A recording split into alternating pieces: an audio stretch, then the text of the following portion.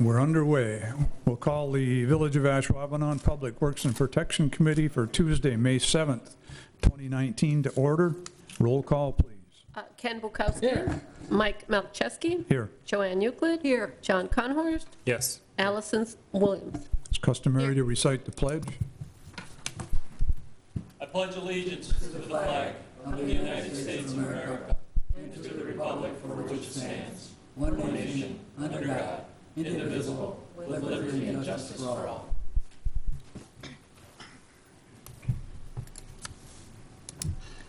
Action on the agenda. If we have no changes, additions, or deletions, Move to approve.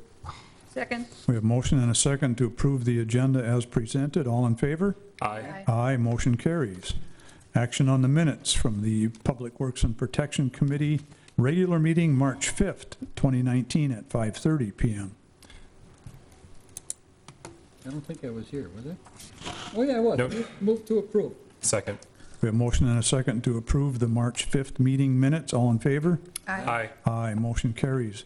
Comments from the public must be limited to items not on the agenda. You must state your name and address. You're limited to 5 minutes speaking time. The board's role is to listen and not discuss the item.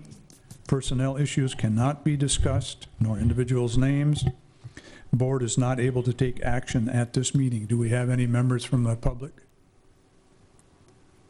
Seeing none, we'll move on to action items. 7A, facility therapy dog request.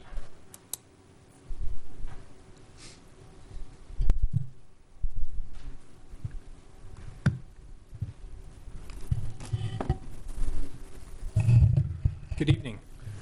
Public safety is before you tonight, before Public Works Protection, is a facility therapy dog.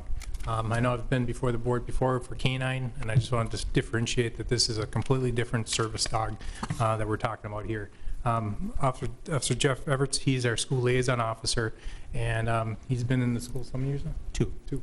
And the one thing he's seen in his 2 years while in schools is the increasing the amount of time, resources, and sometimes entire classrooms have to be cleared out because of disruptive behavior of the students.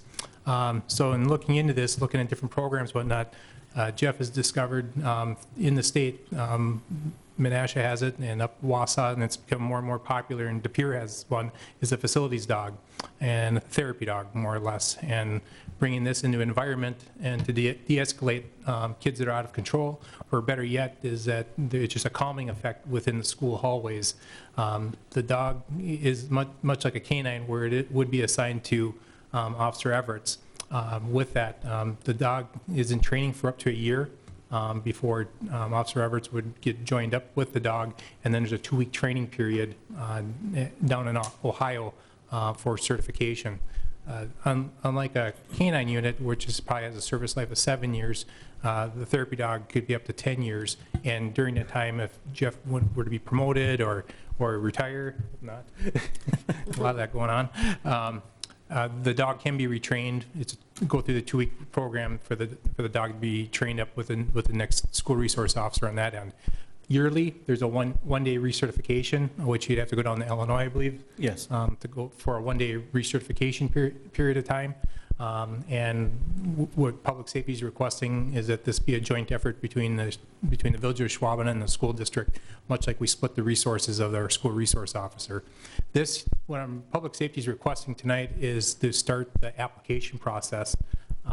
And it takes up to a year before the dog and the handler become united. Through the application process, Jeff would have to go through a vetting process, whether or not we qualify or not. The dog is free of charge if we make it through the process. So unlike the canine where we paid X amount of dollars, this here the cost is covered by this program in Ohio. So. I missed any points? No, I think the dog, when it comes trained, it's trained to be able to reduce stress, be able to sense someone that's having an emotional or behavioral issue at that time, suffering through anxiety. And through, I did a ride-along with Menasha Police Department, and I was able to witness the dog in a crisis situation. The officer that I did a ride-along with He's seen in the last 3 years that he'd had his dog an 85% reduction in restraints of the students there, which is, that's a big thing we're looking at. The last thing we want to do is go hands-on with the student. Unfortunately, there's times where it escalates to a point where we need to do that to reduce the chance of that student become injured or injuring another student. Another aspect with that as well is just the relationship between the students and the officers. Our focus when we're in the schools isn't to just be there for enforcement. We're also there as a mentor. We're also there for educational purposes.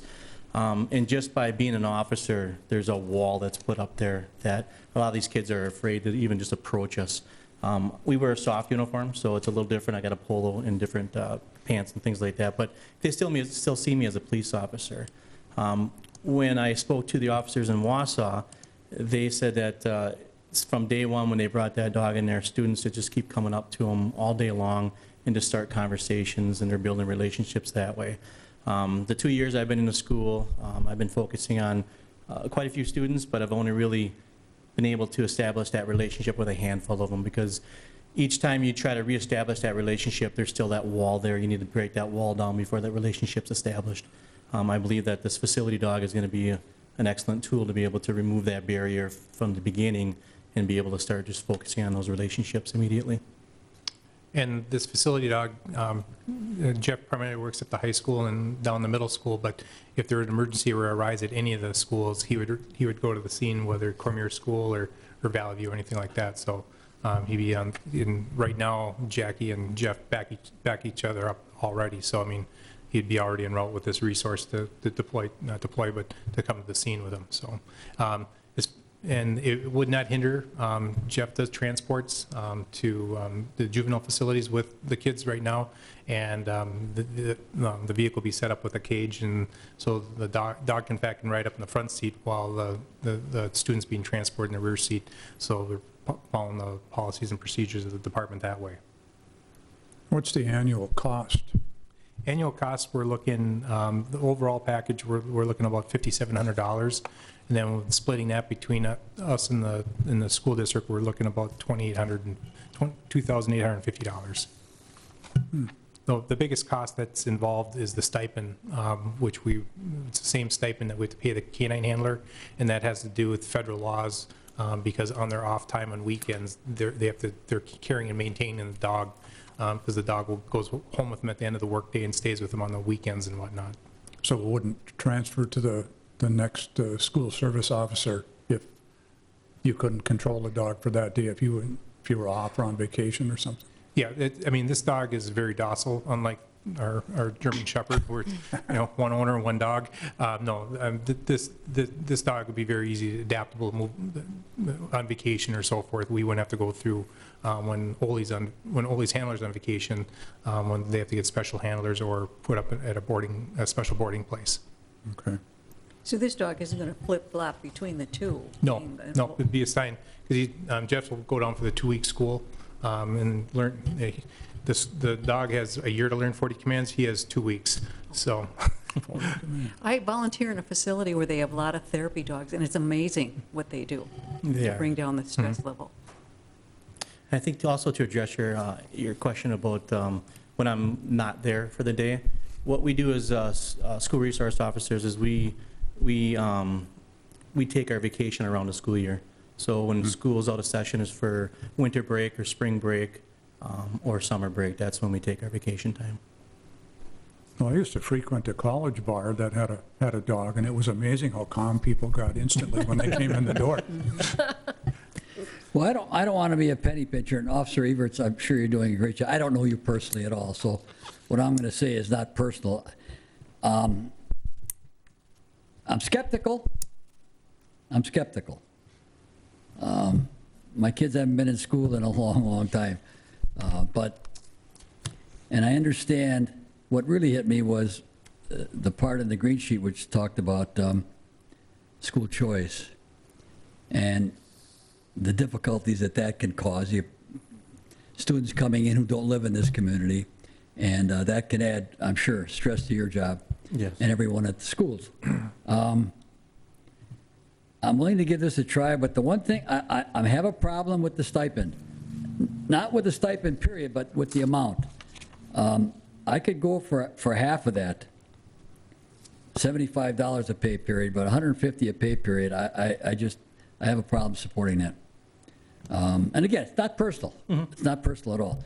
We have priorities in this community, and every budget year we're looking, and if we could reduce that by half, I'd be willing to support this. But the way it's structured now financially, I have a problem with it. Chief Dunning, is there a minimum on the stipend, or is that the limit? The Minimum right there, or is there a lower option? That's a comparison of what when we first got into it, we didn't have the stipend in there, and then as we started asking questions, and probably about 12 more dogs have come into the state since we put this document together, and then the federal recommendations is to use the standard of what a canine service dog has. So that's why the $150 there. I don't have my notes from when we did the canine handler. There are some other ways of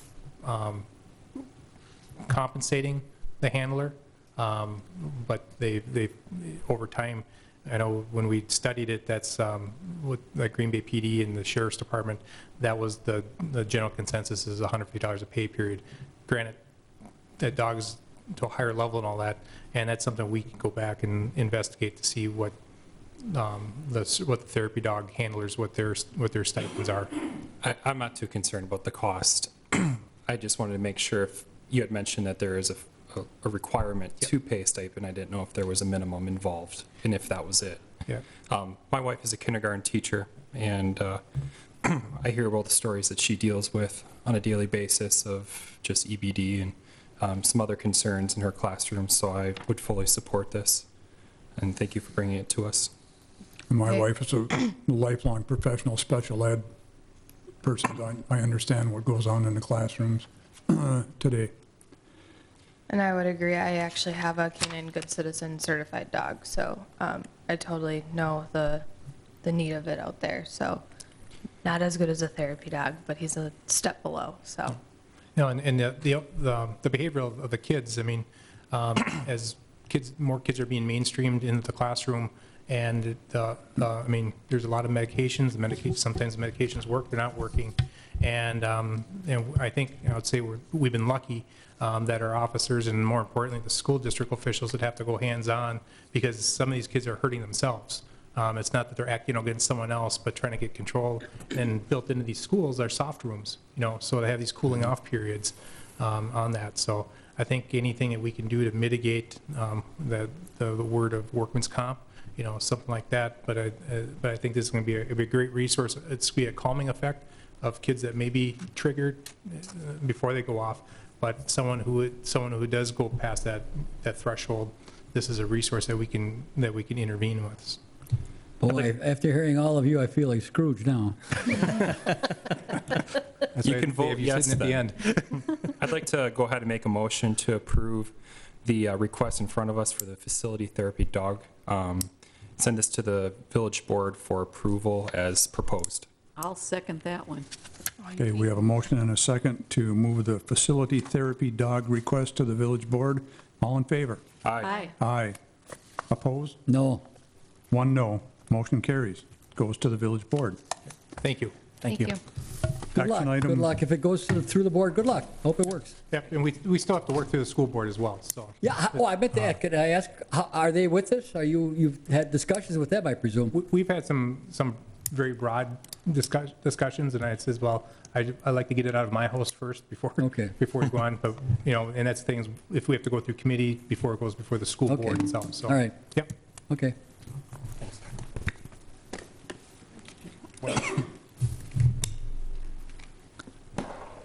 Action item 7B, action on Class A liquor license for Three Clans Airport doing business as Wingate by Wyndham Green Bay.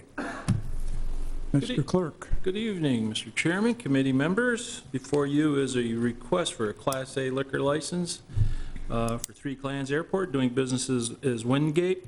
As noted in the informational sheet, the Wingate is putting together a small sundry shop within its entity, and makes said request to sell wine to its customers. As noted in the sheet, this is not unlike some past requests of other hotels in the village. And Lisa Tillman from Wingate is here if you have any questions for her. But the Class A would allow a sale of beer as well, right?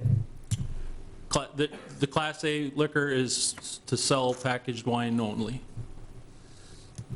When I talked to the young lady before the meeting, she was Well, they sell beer, they have a Class B beer. oh, they already have But that. this is for a sundry shop. This is like, Right. this is the same as Lodge Kohler's for their little shop. Yeah, right. But they Tuesday. already have a B for beer? Yes. Oh, all right. Yep. Okay. I'll move to approve. I'll second.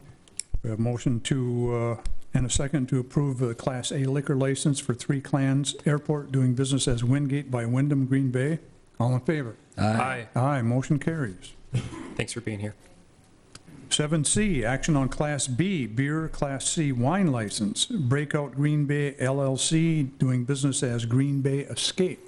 Green Bay Escape is located on Ridge Road, and within the building, there's a tenant that's moving elsewhere, thus more space is opened up for them. And the gentlemen, they're both here, and I'm going to step aside so they can entertain questions from you. They would like to take over a suite, and the latest craze, if you will, is axe throwing. And within the informational sheets, they had the layout and their plans, minimums for those participating, how many drinks per person. So with that, unless you have any questions for me, I would introduce Joe and Patrick Von Abel, who are making the request. Come on up, guys.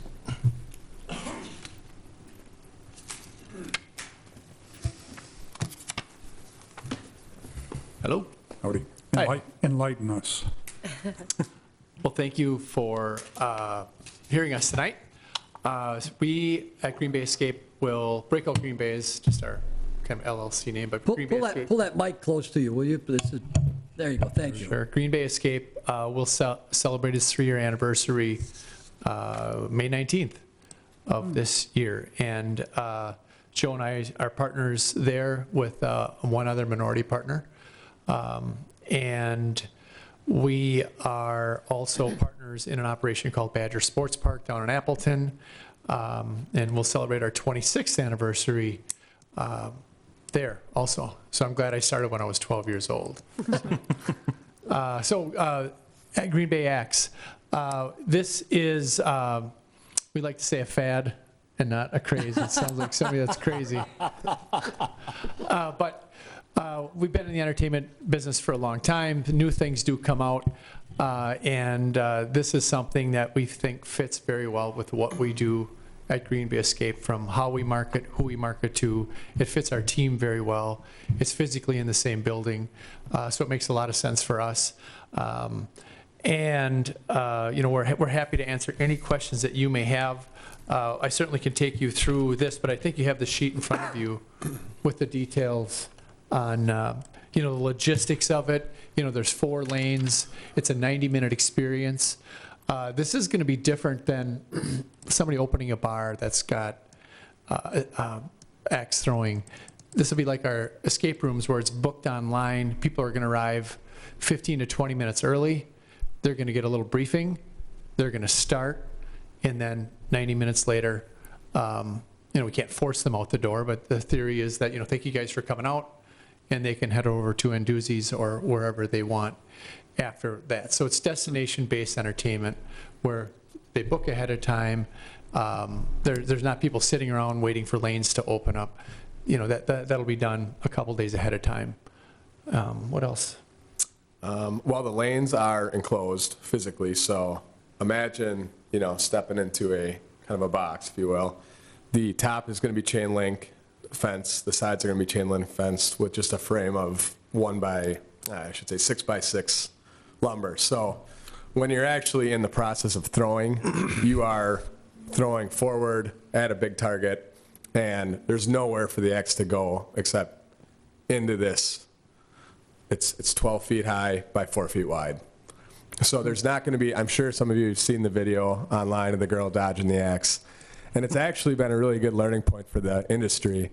That particular location had rubber on their floors, and then the bottom part of their wall was rubber. So when the axe hit the ground, it hit rubber once, it hit rubber twice, and it bounced back. That was the issue there. We are going to have wood all the way to the floor, wood chips up about 3 feet. So it's going to soften any kind of errant glancing blows. So we knew that we were going to be dealing with that video for a long time when we kind of came up with this, but it's definitely a concern. And in the sheet that we gave you guys, I'm the facility leader at our place in Appleton. We have 23,000 square feet inside. We have a go-kart track outside. We're open every day of the year. We do sell alcohol to groups, just parties, stuff that's planned ahead of time. And safety has always been our number one concern. Obviously, if we're not running a safe place, we're not going to stay open very long. So I just want everybody to know that we are going to take that very seriously, because we know it's a big deal. What do you do now at this location? So we have escape rooms. A And they're called escape rooms. Tape room? Escape. Yeah, but what does that mean? So Like they're 3D stuff, with the eyeball? VR. We have that in Appleton. We don't have that yet in Green Bay. So imagine one of our rooms is called Shipwrecked. So we theme this room to look like a pirate ship, and we walk you in there. We close the door, and we say, okay, you got to figure out how to beat the game and get out of the room. Oh. So theoretically, the door is locked, but it's not really locked. No weapons or axes? No. Nope. And you're going to keep that there? Yeah. So they're separate suites. Has the virtual reality place been had any impact on your customers at all? No, they really do a lot different things. So, you're in a headset there. This is more based on, 6 or 8 people, friends, family come in, and it's more of an experience. It's exciting. The clock's counting down. So that's what we've done for 3 years. It's been really good. We've had a couple other competitors open in town, so business has been just tapering off a little bit. People have played. Have any of you guys played Escape Room? Okay. What'd you think of it? It's pretty good. I think I did Asylum. Oh, you did Asylum. Okay. Yeah. That's a hard one. It was, but we got out. Cool. There you go. So you're like 44% of people get out of that room, so Yeah, you're we're on the pretty proud. you're on the good end of that. I have a question for you. On the end of your display, where the seats are, at the end of your lane, is there protection? You said a chain link fence to protect people from whizzing the axe in the opposite direction? No, there's not. So I guess theoretically, if someone threw one straight behind their head, that is not fenced in. So you're not like in an actual cage. There's no back end to the lane. So what happens is you step in the lane. There's a line that you start with your foot on it, and can I demonstrate how you throw it just to give you guys a visual? So He doesn't have an axe. yeah. So you start with a foot on the line, and you have the axe in both hands, and it's just one motion. You go like that, and it rotates a couple times and hits the board. So we've played at a couple different places to kind of check this out, and it's really not like it's a very controlled motion. It's like throwing a dart. You're just moving forward and throwing forward. When you put And explain, alcohol Joe, how in. you pick it up. You got to, Yeah, before you hand off an so axe. there's one, and I say axe. Think of an axe like this. It's a hatchet, so it's about this big, and it's one throw, and then you walk up, you grab it out, and you throw 5 times. That's a cycle, and you're hitting a bullseye with different points on it. And when you're done, you set the axe in a little holder, and you walk back around. And we have tables planned that you can see. Mm-hmm. So all the participants that aren't throwing are going to be behind this table, which is a good 4 or 5 feet away from the person that is up, throwing the axe. My concern is that when you throw alcohol into this mix, then you probably aren't going to have somebody all the time that's able to throw it forward rather than backward. You mentioned you have an attendant at each station. Yeah. Is there, in your experience of going to other places, have they had attendants And is there active interaction on each throw? Yeah, there's supervision on each throw. So kind of how it works is, our guests will arrive. The lane attendant is going to give them a 5 to 7 minute briefing. Do's, don'ts, safety, the whole thing. And then what our experience was and what we'd planned on doing was the attendant throws with each person. So the attendant will stand there and they'll kind of guide them. This is the form, this is what you do. So everybody kind of gets that hands-on briefing before they start. And then the attendant is just going to, stand right at the table with the other participants and kind of monitor and help people. There's a little bit of an art form to it. Once you get it, it's really fun and it gets kind of easy, but it just takes a little time to kind of get the feel for it. So yes, to answer your question, that person is going to be on site, visually with that group at all times. You also said it's a 2-drink max. Yep. Okay. And it's a 90-minute rental? Yep. Yeah. So 2-drink max over 90 minutes, you'd be under the legal limit to drive, most likely too, right? Yeah, it's a single serving of Yeah. of beer or spirit. Yep. Okay. It's about 1 per hour. How do you plan on monitoring the 2-drink maximum? Well, we have a couple different ideas. The first is just going to be a simple wristband. Everybody gets a wristband, and the lane attendant punches the wristband as the alcohol is served. That's the best way we can think to do it. That it's consistent and it's very easy and visual. You said this was a family activity? This is more of a adult, friends. We are working with the guy that owns a place in La Crosse, and he actually started out as a bar. It's called the Driftless Axe. He started out as a bar with full bar, and then they added axe throwing. So we've had extensive conversations with him on how do you do it, safety, just the whole thing. And he was very helpful in a lot of our planning. So what we've been advised to do is when the group arrives, we have a host, or it'll be our store leader, and they're gonna check in every group as they come in, because everyone's gonna have reservations ahead of time for this. This isn't a walk-in type event. So he's gonna have the first, excuse me, I've been battling a cold. He's gonna have the first contact with the group. He can scan the group, decide if there's anyone that he sees that's unfit, questionable, to throw. Then they're going to head in and get a drink, whether that's a water, soda, or a beer, or a glass of wine. And our bartender is going to have the same opportunity to kind of visually check the participants to see if anyone looks like they're out of hand. At that point, in our waiver and on our website, we're going to have, we refuse the right to service to anybody for any reason. That's going to be all agreed upon ahead of time. They're going to sign a waiver before they come play. So at any point we feel like anything is compromised as far as alcohol or safety, we can shut it down. And then thirdly, the lane coach, they're going to have constant interaction with the teams that are playing. And, we're obviously going to have to require all these people to go through the safe serve class, so they'll be, versed on how to handle some of those situations. But family, older family, friends, our escape room, our average age is about 27. So we think it's going to be very similar to the crowd that we have coming into our other business right now. And in the escape rooms, 8-year-olds can also play, but they're in separate suites, so there's no alcohol in the escape rooms whatsoever. But so that's basically 8 and up. But just for the people that might be wondering. Do you know of a place that runs a similar type of?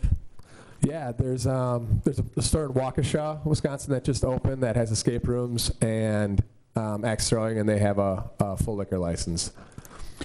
Well, I got to be honest with you. As I mentioned to you before, the first thing I saw here was axe throwing. I go, whoa. And then I read your request, and I still have a wow moment here because have you checked into insurance? I don't mean to be funny. I mean, well, I tell you what, if I'm an insurance company, wow, I'm looking at you guys and I'm thinking I'd be out of my mind to insure something like that. But have you checked into that? Yeah, absolutely. So Aon, who's our insurer out of Green Bay, they've written these throughout the Midwest. So They bring they're what? I'm sorry? they're in Aon Insurance. Oh, yeah, okay. They've written these throughout the Midwest, and it's mostly in major markets. Milwaukee has, I believe, 3 stores, which includes Waukesha, Manitowoc, La Crosse. I was in Twin Cities over the weekend, and I think there's 3 or 4 in the Twin Cities. It's fairly new. Nashville has them.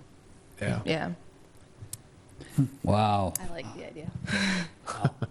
This is timely. I listened to an attorney who just wrote a book about the Lizzie Borden case yesterday on public radio for an hour. I didn't think we were going to be talking about axe throwing tonight, but she got acquitted too, so. So are we ready for a motion? Well, go ahead. I was going to move to approve. I have heard I'm in that 27-year-old range, and I know a lot of people here have said, oh, we need to get that around here. We need to get that around here. So I was going to move to approve the motion as presented and send to the village board. I'll second that motion. We have motion and a second. All right, I'd like some discussion, please. Sure. I would like to amend the motion to this effect, that we that we require staff to, one, check the insurance situation. I want to make darn sure that you folks are covered, and that when you said people coming in will sign a waiver. Okay, and I want to make sure we're covered. So check insurance, and secondly, to check with at least a couple of other facilities that already do this, and just get the wisdom of their experience in this kind of activity.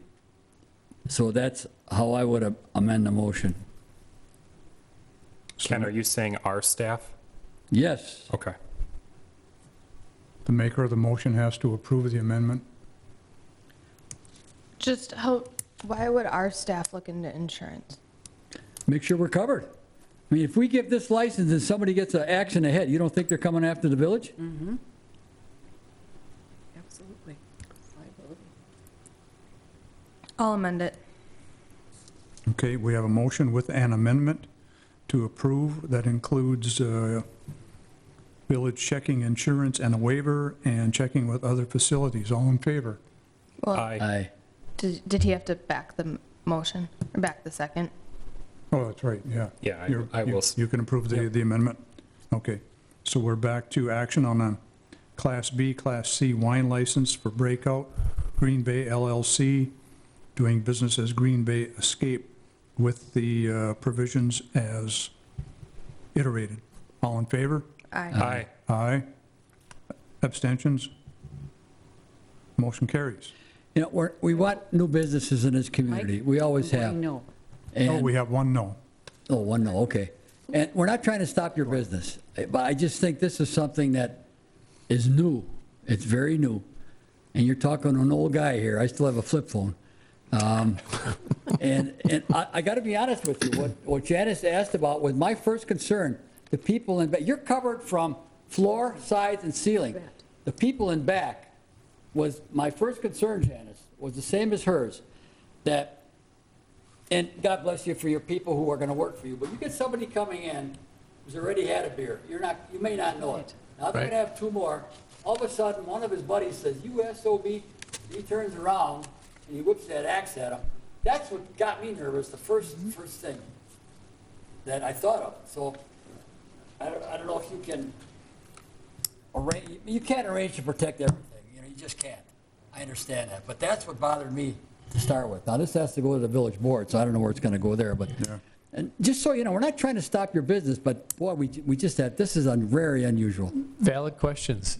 It sounds nuts, but it works in markets. It's a lot of fun, and we're going to do darn sure that it's safe, because if it's not safe, we're not open. Yeah, okay. Well, you certainly sound sincere, which is great. Okay, good luck. Thank you. Thank you. And hopefully we can get this done before next village board meeting.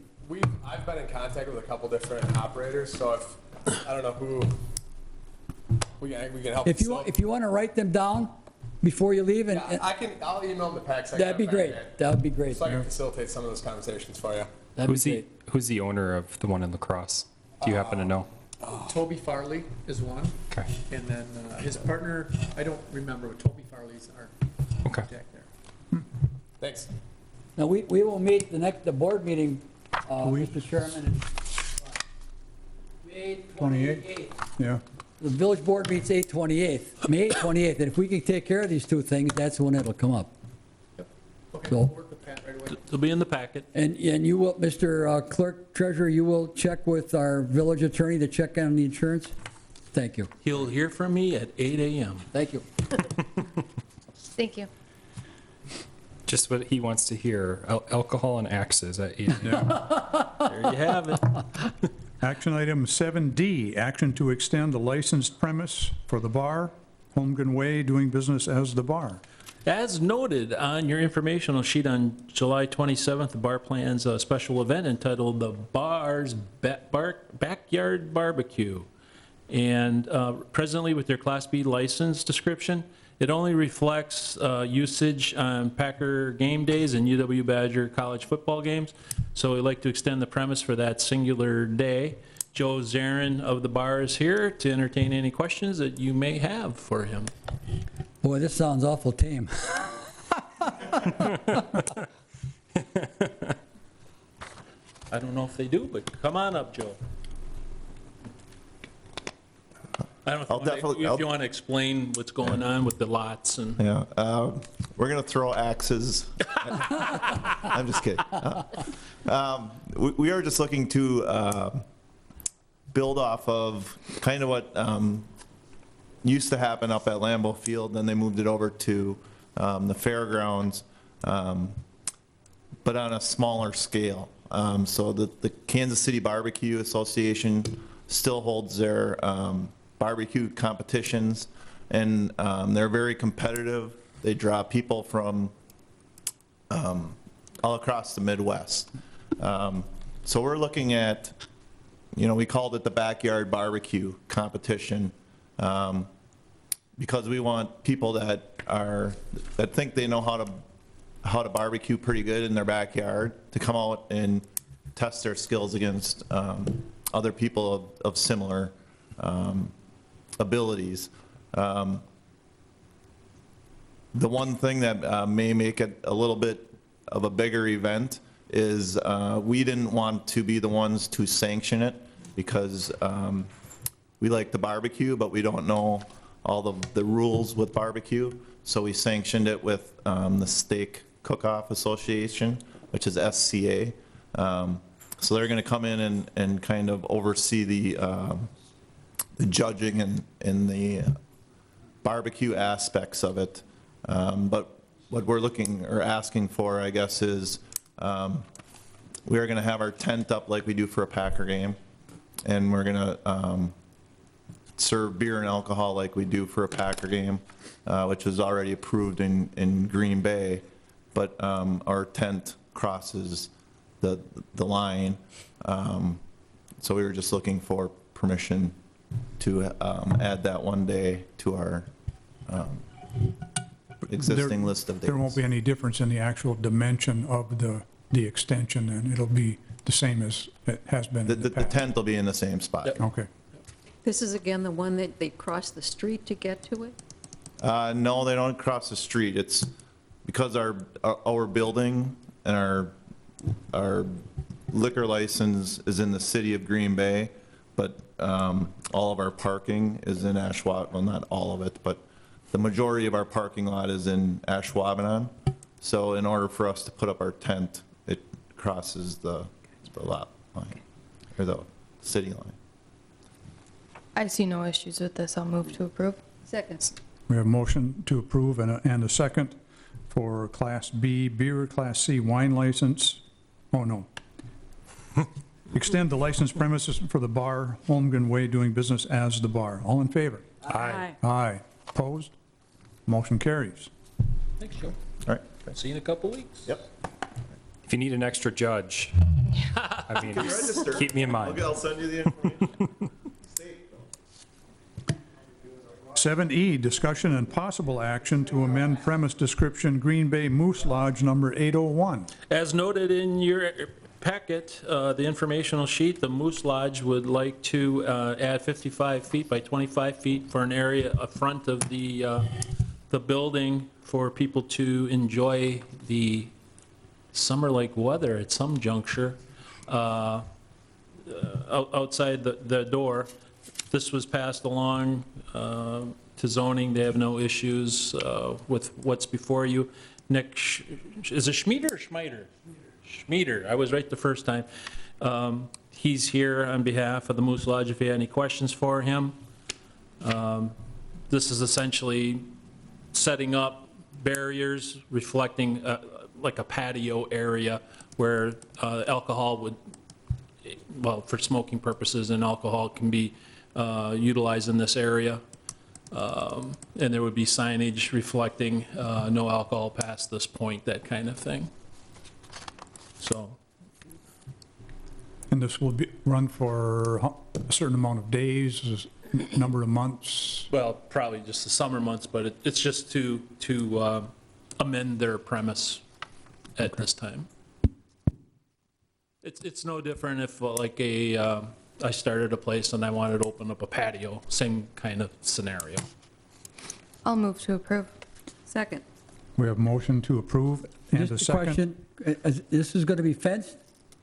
No, it will have some barricades, like some potteries or. Planters, yeah. The village, we changed that ordinance last year, that it doesn't necessarily have to be fencing. You can use planters, things of that nature now. So they're going to have probably 4 points and then signage, no alcohol past this point, that type of scenario. Just to add my 2 cents in it, about 3 years ago, the Moose came in front of us and wanted to do the same thing of putting a patio in front of it for their, actually, they were looking for a year-round facility for that, but since then, the village loosened up on how to do it, rather than wrought iron fences with barbed wire on the top and whatever else. So they loosened it up quite a bit, so now this is, with our new manager that we've got at the club here, he come up with this design to make it a lot more simpler and for the warm weather season. That's from the biggest moose in the room here, right there, yeah. Ooh. You haven't kissed the moose lately, have you? Oh. Anyway, that's my 2 cents. It's been approved before, so Nick is bringing it forward again. Okay. Well, the only reason I ask is, boy, you know, we always talk about, when we get these kinds of requests, we always talk about barriers. I didn't mean, when I said fence, I didn't mean something with barbed wire, obviously, but barriers, that people who have alcohol can't just walk through, and people coming in can't just walk in. And your planters, obviously, are not going to be next to each other. Right. So, The area is delineated, and the signage will be there. yeah, okay, all right. I don't remember that loosening up business, but, okay, all right.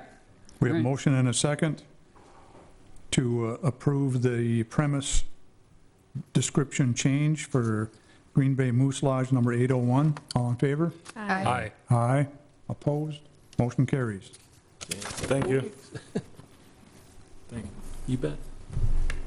Item F, action on Class B beer, Class B license renewal of Apple Hospitality Group LLC, doing business as Applebee's Neighborhood Grill and Bar, and license transfer to TSFR Apple Venture LLC. My apologies, I omitted the word liquor after Class B next to license.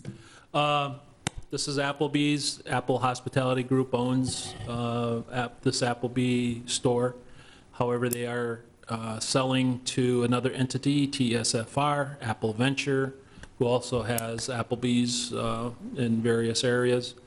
They have a closing date at the end of the month, thus the request to, the first group has to go through the renewal process, and as part of that, once approved at Village Board, TSFR will be taking over. You have a letter of surrendering the license to TSFR from Apple Hospitality. Background checks and everything has been taken up. There's no issues with the new entity. Move to approve. Second. We have a motion and a second to approve the action on Applebee's Neighborhood Grill and Bar license transfer to TSFR Apple Ventures LLC. All in favor? Aye. Aye.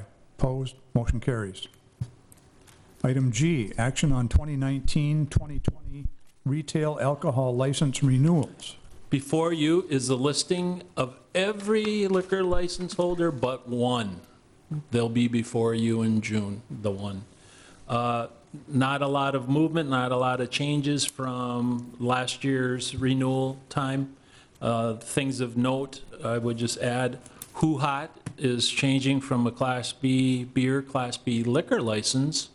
They're foregoing that to going to a Class B beer, Class C wine. So that will open up a combo for us in the future. They also will have a new agent as well at that time. The Taste of India, it's the same ownership. They just changed the name of their LLC. They have a new location, which will be at the former Elegant Moose. Oh, they're going to move in there? Yep. Oh. So that'll be happening in July as well.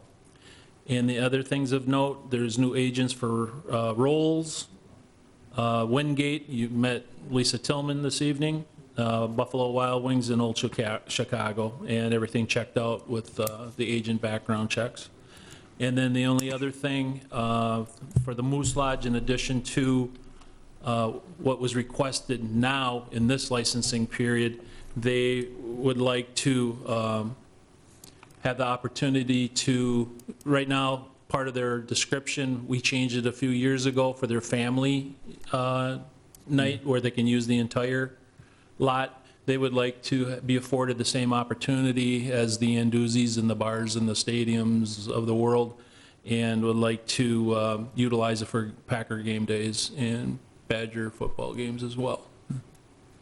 So this has been discussed with public safety and zoning as well. Who wanted to do that? Moose Lodge. Oh, Moose Lodge, okay. Thank you. And they know about the fencing, the ingress, egress, that type of scenario. So they're well aware of what's required of them on Packer game days. Okay. So other than that, as I stated, not a lot of changes from last year to this year. Any non-renewals? Well, we had some that went out of business. I don't have that list. I just have my updated list. If you recall on Vanderparen, that game, I don't remember what the name of it was? That arcade on Vanderparen, they had a license, but the ones that have been foregone, I can't speak at this juncture today. There is no quotas on any of those that have given up their license. Did that arcade not survive? Yeah, they've been closed for quite some time. Oh, that's too bad. Yeah. Okay. Okay, we can entertain a motion. I'd like to ask the first if there are any issues with any of these as far as the safety committee? Nope. The chief, no?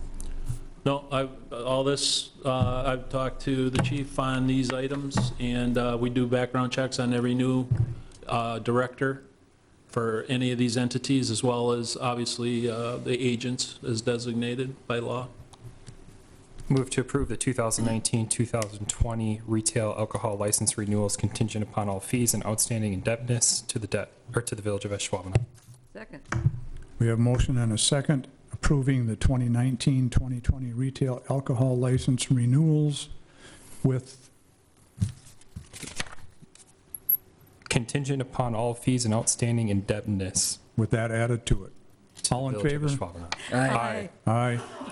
Opposed? Motion carries. Item H, action on resolution number R5-1-19, Ashwaubenon Blast Celebration. Fifth annual, and as we have to do each May, we come before you with the resolution to, as stated in the past, the municipality cannot provide themselves a liquor license. By doing this in state statute 125 by resolution, we're afforded the opportunity to entertain the Ashwaubenon Blast celebration. Move to approve Resolution R5-1-19. Second. We have a motion and a second to approve resolution number R5-1-19, Ashwaubenon Blast Celebration. All in favor? Aye. Aye, motion carries. Item I, annual distribution of public officials and employees code of ethics. And as noted, annually, per municipal code, the code of ethics has to be provided to all public officials and employees on an annual basis, and that's before you this evening for your bedside reading. Items for next agenda. If you have any, get a hold of Terry, as usual, and we can get them on the agenda. And we're at number 9. I move to adjourn. Second. We have motion and a second to adjourn. We stand adjourned. Patrick, Thank you, folks. do we have